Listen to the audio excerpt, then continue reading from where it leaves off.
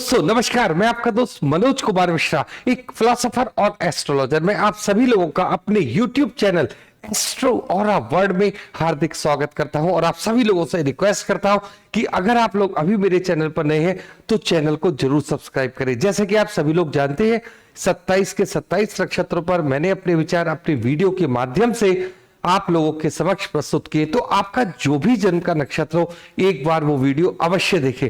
और अगर आप लोग अपने जन्म के नक्षत्र की पॉजिटिव ऊर्जा से जुड़ना चाहते हैं तो चैनल को ज्वाइन कीजिए, जिसमें मेडिटेशन के माध्यम से बहुत सारी वीडियोस हर नक्षत्र की दी गई हैं, जिससे आप अपने नक्षत्र की पॉजिटिव ऊर्जा से जुड़ सकते हैं। और माध्यम क्या है, मतलब उसमें मेडिटेशन करना बताया गया है।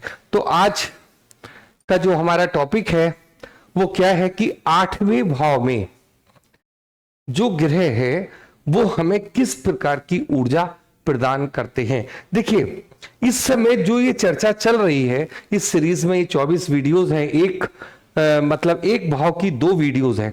तो आप देखेंगे जब 8th भाव की बात कर रहे हैं तो उसमें क्या है, ना तो किसी अभी लग्न की बात हो रही है ना किसी राशि की बात हो रही है।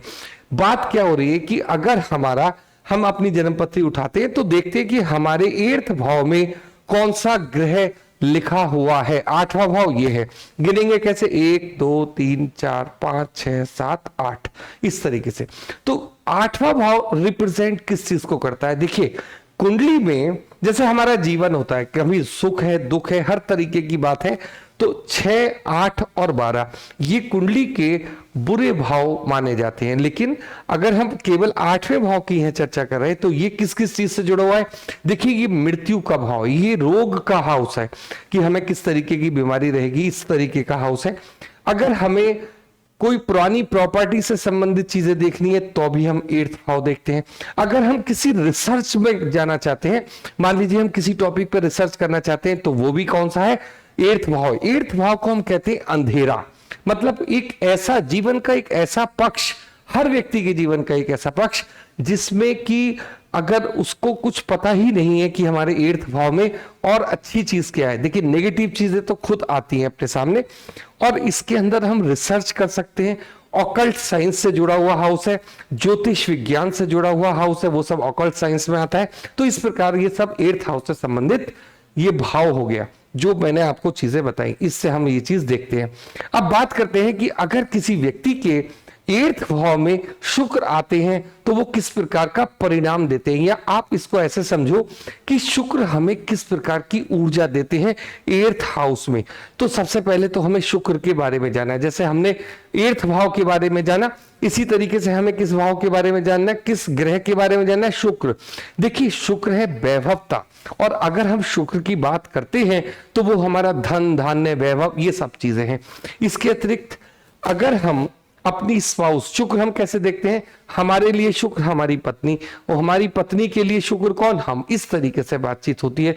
मतलब शुक्र सामने वाला, एक स्त्री के, पुरुष के लिए स्त्री शुक्र का काम करेगी और स्त्री के लिए पुरुष शुक्र होगा। इस तरीके से आप शुक्र को समझिए। तो शुक्र हमारा वैवाहिक जीवन से जुड़ा हुआ भी एक बहुत बड़ा कारक है। तो जब भी कभी आप ये देखोगे कि 8th हाउस में शुक्र है तो ये क्या परिणाम देगा, इसका मतलब ये हुआ कि जो हमारा वैभव है या जो हमारा धन है या जो हमारा रिलेशन है वो कहां आ गया, 8th हाउस में, मतलब अंधेरे वाले घर में आ गया। तो ये थोड़ा नेगेटिव असर यहां पर देते हैं शुक्रदेव महाराज। वो किस प्रकार से देंगे, देखिए, अब मैं आपको ऐसे बताऊंगा कि जैसे किसी पुरुष की कुंडली में आप 8th हाउस में शुक्र देखते हो तो उसकी जो वाइफ होगी वो कैसे होगी, झगड़ा करने वाली होगी। अब ये मैंने आपसे क्यों कहा झगड़ा करने वाली होगी, देखिए, किसी भी बात पर कोई भी चीज अगर होगी तो वो एक शक करने वाली आपको मैसेज मिलेगी, आपकी वाइफ मिलेगी, हर बात में शक। लेकिन इसमें आप ये समझिए कि जब झगड़े बढ़ने शुरू होते हैं तो इस तरीके का उनकी भूमिका हो जाती है कि मतलब एक तो होती है आपस में लड़ाई झगड़ा, कुछ आपने कह दिया, कुछ उन्होंने अपना पक्ष रखा, लेकिन यहाँ पर जो झगड़ा होता है वो मार तोड़ वाला झगड़ा पैदा हो जाता है आपस में। लेकिन ऐसा होता क्यों है, देखिए, ये ऐसा इसलिए होता है कि मैंने अभी एग्जांपल लिया कि किसी पुरुष की कुंडली में मान लीजिए कि शुक्र 8th हाउस में, तो पहली बात तो वो एक्सपर्ट है झूठ बोलने का। मतलब जिसका 8th हाउस में शुक्र होगा, वो अपने किसी भी काम को अगर मान लीजिए उसे छुपाना है तो उसके अंदर ये कला इनबिल्ट है। मतलब उसको अगर कोई चीज बतानी है सामने वाले को तो वो बताएगा, और अगर वो नहीं बतानी मतलब छुपानी है तो वो छुपाने का मास्टर होता है, पहली बात। अब ये बात जब कभी कोई ऐसी चीज छुपाई जाती है अपने पार्टनर से कि जो मतलब उसकी छुपाकर आप ये काम कर रहे हो और वही भी उसकी किसी तरीके से किसी और के माध्यम से वो बात उसको पता चलती है, तो क्या होता है, झगड़ा पैदा होना शुरू हो जाता है। तो ये वो कारण है कि जिसकी वजह से आपस में झगड़े होते हैं। मेरा कहने का मतलब है कि अगर आप ये कहते हो कि शुक्र 8th हाउस वाले की पत्नी भाई बहुत ज्यादा झगड़ती है, तो ये कहना अधूरी बात होगी। उसका रीजन क्या है, थोड़ा सा आप पीछे जाइए तो कुछ ना कुछ ऐसा वो गलत काम जरूर कर रहे हैं जिससे क्या होता है कि उनकी मिसेस को या उनके स्पाउस को उनके ऊपर क्रोध आता है। तो एक तो ये बात आपको समझनी है कि यहां पर अगर आप अपनी पत्नी को फेवर में लेकर कोई भी काम करते हो तो यहां पर शुक्र अच्छा फल भी देते हैं, लेकिन अधिकतर यहां पर जो फल मिलता है थोड़ा नेगेटिव ही मिलता है। दूसरी बात यह कि जब शुक्र यहां पर आता है 8th हाउस में तो विवाह में थोड़ी सी डिले होती है। चलिए विवाह में डिले हो गई कोई बात नहीं, लेकिन जितनी भी चीजों को मैंने बहुत करीब से यहां पर ऑब्जर्व किया है तो संबंधों में मेन झगड़ा देखा है, बस एक ये खास इसकी बात है। बाकी शुक्र अगर यहां बैठते हैं तो आपको किस चीज से जोड़ते हैं, ये आपको इंटरेस्ट क्रिएट करते हैं तंत्र वगैरह में, तो ये भी एक इनकी खास बात है, लेकिन बहुत ज्यादा नहीं। बहुत ज्यादा ये आपको रिसर्च में इसमें ज्यादा सपोर्ट यहां नहीं करते हैं शुक्रदेव महाराज। तो नेक्स्ट अब हम लोग ग्रह की चर्चा करेंगे, वो है कि अगर शनिदेव महाराज मान लीजिए कुंडली के 8th भाव में आते हैं तो वो किस प्रकार का परिणाम देते हैं। 8th हाउस के बारे में मैं आपको बता चुका कि वो मृत्यु का हाउस है, अभाव का हाउस है, और हम इसमें क्या देखते हैं, पैतृक संपत्ति को देखते हैं। इसके अतिरिक्त हम ऑकल्ट साइंस को देखते हैं, तंत्र मंत्र सारी चीजें इसी में आती है। ऑकल्ट साइंस के अलावा हम लोग यहाँ रिसर्च को भी देखते हैं, और यहां पर जितना भी जैसा किसी व्यक्ति का अपमान जैसे देखते हैं ना, तो वो भी हम लोग इसी से देखते हैं। अब जब शनि यहां आते हैं तो काल पुरुष की कुंडली के अनुसार ये घर किसका है, ये बुध और मंगल और शनि का ये घर है। तो खुद शनि का घर है और साथ में कौन है, मतलब मंगल का भी घर है। तो कहने का मतलब ये होता है कि जब मंगल और शनि की युति बैठती है तो ऐसे व्यक्ति को ना नेम एंड फेम बहुत ज्यादा मिलता है। ये लोग, आपको मैं एक बात बताना चाहता हूं, ये लोग, इनके अंदर ना एक खास गॉड गिफ्टेड पावर होती है। वो क्या, पूर्वाभास की। कोई भी कार्य अगर होने वाला है, कोई गलत काम अगर होने वाला है तो इनको पहले ही ये आभास हो जाएगा कि देखो ये चीज यहां मत जाओ, यहां एक्सीडेंट हो सकता है, या आप ऐसा काम मत करो। तो ये जो चीज आप कभी कभी देखते हो ना कि व्यक्ति को पूर्वाभास होता है, तो होता हर व्यक्ति को पूर्वाभास है, लेकिन आपसे जो मैं कहना चाह रहा हूं उसे पकड़िए कि शनि 8th हाउस वाले का जो पूर्वाभास होता है वो 99.9% ठीक होता है। मतलब कुछ लोगों को जैसे पूर्वाभास हुआ तो वो घटना घटित हो भी सकती है और नहीं भी, लेकिन इन लोगों को ये बात पहले ही पता चल जाती है, और कितनी पहले, कभी कभी 2 और 3 साल पहले भी पता चल जाती है कि ये घटना हमारे साथ घटेगी, या कभी इनको स्वप्न में भी इस चीज के दर्शन हो जाते हैं कि दूसरे किसी व्यक्ति के साथ मैंने ऐसा सपना देखा, तो इस तरीके। तो ये इनको एक गॉड गिफ्टेड या पावर मिली हुई है, पहली बात।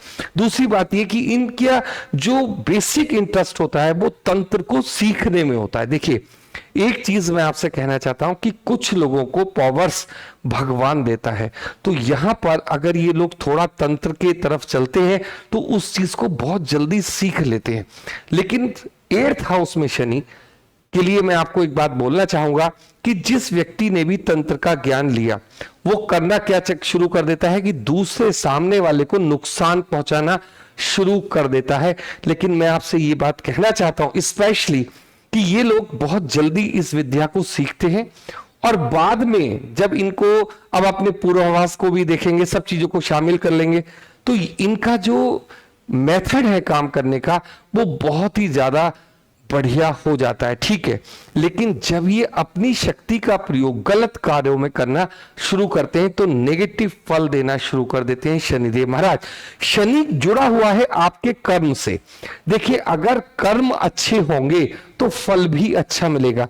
अगर ये अपनी ताकत का उपयोग किसी की भले काम के लिए करेंगे, अपने तंत्र का प्रयोग या अपने पूर्वाभास का प्रयोग किसी की परेशानी को सॉल्व करने में लगे करेंगे, तो यहां पर शनि इन्हें राजा भी बनाता है। ये वो चीज है जो मैं आपको कहना चाहता हूं।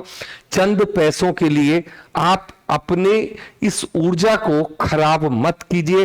ये शनि 8th हाउस बराबर आपसे कहता है कि आपके पास जो पावर दी गई है वो गॉड गिफ्टेड पावर है, इसका गलत ढंग से इस्तेमाल मत कीजिए। तो ये चीज आपको देखनी है कि आप जिस प्रकार से कर्म करोगे उस प्रकार से आपको यहां पर परिणाम मिलना शुरू होंगे। मेरा कहने का सिर्फ मतलब यह है, पावर्स का, अपनी पावर्स का मिसयूज मत कीजिए। अब बात करते हैं, देखिए इन लोगों की एक और खास बात है, क्योंकि 8th हाउस हमारी पैतृक संपत्ति से भी जुड़ा हुआ होता है। इनके नाम पर इनकी मम्मी ने या इनके फादर से कहीं ना कहीं से इनको कोई ना कोई प्रॉपर्टी जरूर मिल जाती है। अब उस प्रॉपर्टी का, या फिर एक बात और भी होती है, कभी कभी इनके पास कुछ ज्यादा, जैसे मान लीजिए पैसा होता है तो ये इन्वेस्ट मकान में कर देते हैं कि चलो ये मकान बिक रहा है खरीद ले। उस समय इनकी कोई जरूरत नहीं होती, कोई ऐसा लक्ष्य भी नहीं होता, लेकिन कभी किसी को ज्यादा पैसे की आवश्यकता पड़ रही है बेचने के लिए कि मुझे अपना मकान सेल करना है, तो ये ऐसे मकान खरीद लेते हैं। कभी कभी आप इसको देखना, लेकिन आफ्टर 5 ईयर 10 ईयर बाद वही मकान जो इन्होंने खरीद लिया या इनको कहां से मिला, अपने पूर्वजों से मिला, उस मकान या उस छोटे से प्लॉट की, उस जमीन के टुकड़े की कीमत इतनी हो जाती है कि उसे बेच के ये 4 मकान खरीद सकते हैं। इस तरीके की बातचीत यहां पर शनिदेव महाराज आपको देते हैं। लेकिन कहते सिर्फ इतना है कि आप कर्म कीजिए, कैसे कीजिए, पॉजिटिव कीजिए, अच्छे अच्छे कर्म कीजिए, तो यहां शनि आपके लिए बहुत ही अच्छा परिणाम भी देते हैं। पूर्वाभास की क्षमता, अगर आप ज्योतिष में इंटरेस्टेड हो तो ये अच्छी आपको विज्ञान सिखा देंगे। ये चीज एक बहुत बड़ी मेन बात है। तो नेक्स्ट मैं आपसे बात करूंगा कि जब अगर 8th हाउस में राहुदेव आते हैं तो किस प्रकार का परिणाम देते हैं। तो देखिए, अब मैं आपसे यह कहना चाहता हूं, राहु क्या है। देखिए, राहु है एक भ्रम की स्थिति, राहु है हमारे विचार, और किस प्रकार के विचार जो अभी है भी नहीं, बैठे कहां पर है, 8th हाउस में। तो 8th हाउस वैसे ही अंधेरे का हाउस है, राहु की पावर भी अंधेरा ही है। अगर आप देखोगे राहु 8th हाउस वालों को क्या अधिकतर बोला जाता है कि इनके पास कभी तो बहुत सारा पैसा आ जाएगा और कभी एकदम क्या होगा, पैसा सारा गायब हो जाएगा। गायब हो जाने का मतलब, कभी भी आप ये देखिए कि अगर इनका इंटरेस्ट शेयर मार्केट की तरफ हो गया या किसी और जगह पर जैसे जुआ खेलने वाली बातों पर हो गया, तो ये पैसा बहुत जल्दी से बनाते हैं और उतनी स्पीड से ये जुए में हार भी जाते हैं। तो ये 2 कंडीशंस हैं, पैसा आता भी बड़ी तेजी से और जाता भी बड़ी तेजी से। पहली बात, अगर किसी वजह से आप इस राहु की एनर्जी को समझने की कोशिश करोगे, जैसे अभी आपने एक टारगेट बनाया कि मुझे, अगर मैं 1 लाख रुपए इन्वेस्ट कर रहा हूं, इन्वेस्ट मतलब जिस चीज में भी आप जुआ खेल रहे हैं या फिर जैसे हम शेयर मार्केट में इंटरडे ट्रेडिंग कर रहे हैं कि आज ही शेयर खरीदने, आज ही बेचने, या जैसा भी कुछ सिस्टम है, तो आपने एक सिस्टम बनाया और आपने मान लीजिए उस 1 लाख से 5,000 या 10,000 या 15,000, जैसा भी सिस्टम है, मैं तो एक एग्जांपल ले रहा हूं, अगर आप वो कमा लेते हो, फिर क्या करना है, अगर आप एक नियम बना लो लाइफ का कि इसके बाद मुझे दोबारा से नहीं खेलना, मतलब आज की मेरी लिमिट यहां पूरी हो गई, तब ये लोग पैसा बना लेंगे। अन्यथा क्या होता है कि ये एक फिर भ्रम की स्थिति आप लोगों के समक्ष पैदा करेंगे और क्या होगा, फिर आप दोबारा, अरे मैंने 10,000 कमा लिए, ठीक है अब मैं और ज्यादा खेलूंगा, तो फिर ये 1,10,000 से खेलते, पता चला कि इनको जो लॉस हो गया वो 1,20,000 का हो गया। अभी 1 लाख, अभी 10,000 के प्रॉफिट में थे, अब 10,000 रुपए लॉस में चले गए। तो यहां पर राहु की एनर्जी को आपको समझना होगा। आपको क्या समझना होगा, आपको उसको प्रयोग करना आना चाहिए कि थोड़ा रुकिए, उसके बाद आगे बढ़ते हैं। जैसे एग्जाम्पल मैंने लिया कि 10,000 का लाभ हो गया, अब दूसरा एग्जाम्पल ले लीजिए, मान लीजिए कि आपको 10,000 का लॉस हो गया, तो भी रोक दीजिए आप, तो भी आप ये मत सोचो कि फिर मुझे और ज्यादा लाभ होगा, नहीं, इस चक्कर में बिल्कुल मत पड़िए। क्योंकि यही तो वो भ्रम है, यही तो बहकावा है जो आप 8th हाउस में राहु लेकर आए हो कि बार बार वही काम करोगे, फिर उसमें पीछे होगे, फिर आगे होगे, इस तरीके की बात। अगर आपको उस दिन लॉस भी हो जाता है तो वो भी परमात्मा का आप शुक्रिया अदा करो, ठीक है मुझे आपने 10,000 का लॉस दिया, नेक्स्ट डे देखते हैं। तो नेक्स्ट डे जब आप काम करना शुरू करोगे फिर आप आगे बढ़ना शुरू हो जाओगे इस तरीके। लेकिन एक बार ही ये कार्य किया जाए, मतलब दिन में कोई भी काम कर रहे हैं एक बार कीजिए, दूसरी तीसरी बार और जीतूंगा के चक्कर में आपको लॉस उठाना पड़ता है। दूसरी बात, जब राहु यहां पर आते हैं तो व्यक्ति को बहुत करीब से, जैसे मान लीजिए आपको कोई चीज मतलब जल्दी प्राप्त करने की सोचते हो आप कि मुझे जल्दी मिल जाए, वो उतनी और दूर होती चली जाती है। आप किसी भी प्रॉपर्टी को बेचने के लिए निकलोगे तो वो आसानी से बिकती नहीं।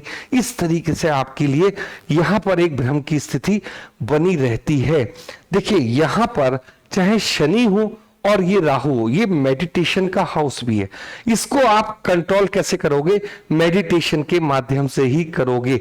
आपका जो भी जन्म का नक्षत्र हो आप उसके ऊपर मेडिटेशन करिए या सीखिए, या जिस प्रकार से भी आप मेडिटेशन करना चाहते हैं आप कीजिए, क्योंकि यहां पर राहु को मेंटेन करते हैं मेडिटेशन।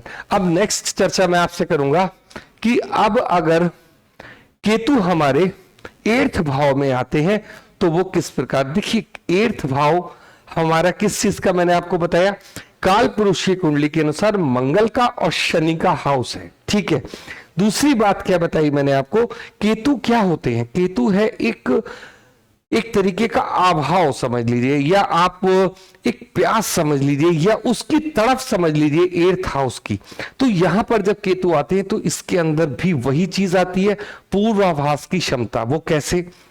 ये लोग जब, मतलब ये समझ लो कि अगर कोई व्यक्ति प्राण त्यागने वाला होता है तो ये पहले ही समझ लेते हैं कि ये व्यक्ति अब इतने दिन का मेहमान है।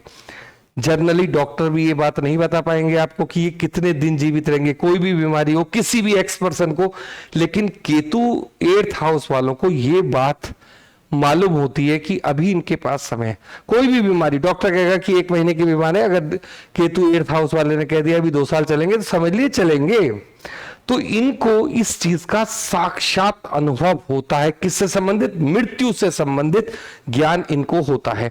अगर ये मृत्यु विज्ञान पर काम करते हैं ये भी एक बहुत अच्छी बात है, अगर करना चाहते हैं तो, क्योंकि ये रिसर्च का हाउस भी है, तो ये इनके पास एक गॉड गिफ्टेड शक्ति है कि अगर ये चाहते हैं कि, जैसे बहुत सारे टॉपिक्स होते हैं, व्यक्ति मरने के बाद कहाँ जाता है, केतु 8th हाउस वाले तुरंत उस चीज के ऊपर काम कर सकते हैं।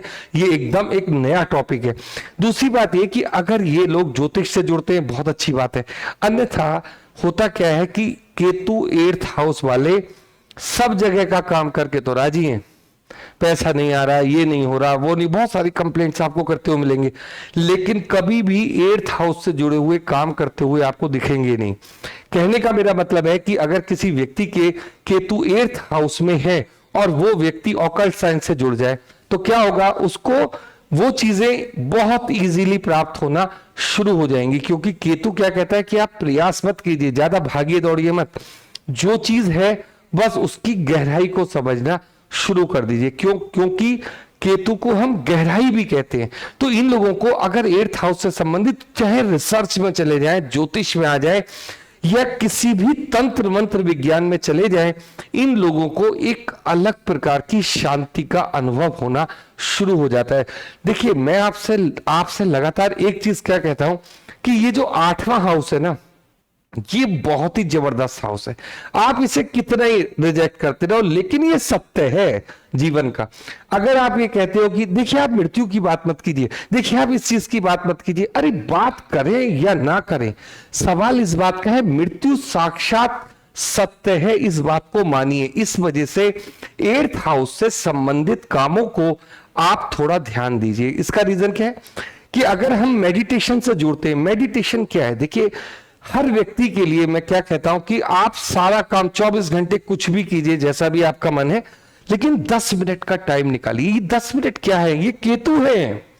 ये क्या केतु है? मतलब अगर हमने सबके लिए समय दिया, पैसा कमाने के लिए भी दिया, अच्छे से रहने के लिए भी दिया, घर भी बनाया, लोगों का ध्यान भी रखा, दावत में भी गए, हर काम किया, लेकिन अपने लिए कुछ भी काम नहीं किया, तो फिर आप ये समझिए कि जो हमारा नेक्स्ट जन्म होता है वो किस आधार पर होगा। यही चीजें जो हम सांसारिक कार्य करते हैं, नहीं, केतु सांसारिक प्लैनेट नहीं है। हर व्यक्ति को राहु भी मिलता है, हर व्यक्ति को केतु भी मिलता है, लेकिन मेरा कहने का मतलब है कि अगर हम शिष्य बनकर, शिष्य मतलब केतु को हम लोग शिष्य भी कहते हैं, केतु को हम ध्यान भी कहते हैं, और केतु को हम गहराई भी कहते हैं। कहने का मतलब है कि अगर हम अपने लिए 10 मिनट का मेडिटेशन का समय निकालेंगे तो यकीन मानिएगा आप कि वो 10 मिनट ही बस आपके साथ जाएंगे। तो ये एक ध्रुव सत्य है जिसके लिए मैं थोड़ा थोड़ा सा आप लोगों को बताता रहता हूं कि सारी चीजें, सारा पूजा पाठ, कर्म कांड, ये सब चीज के लिए, संसार के लिए, और ध्यान किस चीज के लिए? ध्यान अपने स्वयं के लिए है। तो ये है केतु 8th हाउस की यहां पर चर्चा की, ये किस प्रकार से यहां पर वर्क करते हैं। इनको बहुत सारी प्रॉब्लम्स होती है, किससे संबंधित? हेल्थ से संबंधित प्रॉब्लम्स क्रिएट होती हैं, जिसका 8th हाउस में केतु आते हैं। तो इन सब चीजों से बचने के लिए क्या होता है? मेडिटेशन से जुड़िए और आगे बढ़िए। तो नेक्स्ट हम लोग चर्चा करेंगे कि अगर हमारे 8th हाउस में कोई सा भी ग्रह नहीं है तो किस प्रकार से काम होगा। देखिए, आपको क्या करना है कि देखना होगा सेकंड हाउस, वो वाली वीडियो आप उठाइए कि जिस तरीके से मैंने बताया कि सेकंड हाउस में आपका कौन सा ग्रह है, तो उसकी सीधी दृष्टि कहां जाती है? 8th हाउस पर जाती है। जो भी प्लेनेट हमारा सेकंड हाउस में बैठा होगा, आप अभी मंगल को मत देखो कि उसकी 4थी दृष्टि जा रही है, उसकी 8वीं जा रही है, ये छोड़िए। बृहस्पति को मत देखो कि 5वीं जा रही है। थोड़ा सा आपको दिन में उसको, उसकी दृष्टि को याद रखने में या संबंध में थोड़ा सा हो सकता है समझने में दिक्कत हो। सबसे आसान मेथड क्या है? सेकंड हाउस में देखिए कि हमारा कौन सा ग्रह बैठा है। तो सेकंड हाउस वाली video, first part, second part, जो मर्जी आप देख सकते हैं। जो भी आपका ग्रह अगर सेकंड हाउस में, उसकी सीधी दृष्टि यहां जाती है। अब बात देखिए, यहां भी करते हैं। अगर हमारा बृहस्पति 4th हाउस में, यहां पर 1 2 3 4 5, तो उसकी अगर बृहस्पति 4th हाउस में, तो उसकी दृष्टि भी कहां जाती है? हमारे 8th हाउस में जाती है। तो आप वो वीडियो भी देख सकते हैं कि अगर आपका सेकंड हाउस में भी कोई ग्रह नहीं है तो देखो आपका बृहस्पति कहां है। तो इस तरीके से आप देख सकते हैं कि जिसकी दृष्टि होती है फिर वो उस हाउस को रूल करता है। तो ये खास बात होती है, मतलब उसकी, आपकी ज्योतिष की। कोई भी घर जिसे आप खाली देखते हो, खाली भाव नहीं होता, कहीं ना कहीं किसी की दृष्टि में अवश्य होता है। तो इसलिए जिसकी दृष्टि वहां पड़ती है फिर उसका अधिकार उसका होता है। मतलब जिसकी हाउस पर जिसकी दृष्टि है, मान लीजिए यहां पर सूर्य बैठे, तो सूर्य की 7वीं दृष्टि, तो ये जो 7वीं दृष्टि है सूर्य के अकॉर्डिंग चलेगा, कि सूर्य का परिणाम देगा। जो मैंने आपको अभी अपने 8th हाउस वाले में सूर्य का परिणाम बताया, उसको आप देखोगे कि हमारा ये फर्क कैसे करेगा। तो दोस्तों, एक छोटा सा प्रयास होता है कि हर भाव में हमारा कौन सा ग्रह पड़ा है और वो हमें कौन सी ऊर्जा दे रहा है, इस्तेमाल कैसे करना है। या अगर मान लीजिए हम कभी कभी बहुत ज्यादा फंस जाते हैं किसी भी हाउस में कि ये ग्रह हमारा डैमेज हो रहा है या हमें अच्छा काम करके नहीं दे रहा, तो उसके लिए उपाय होते हैं, आप कांटेक्ट कर सकते हैं। आज के लिए इतना ही। आप लोगों ने देखिए इतना कीमती समय दिया, उसके लिए बहुत बहुत धन्यवाद। Thank you.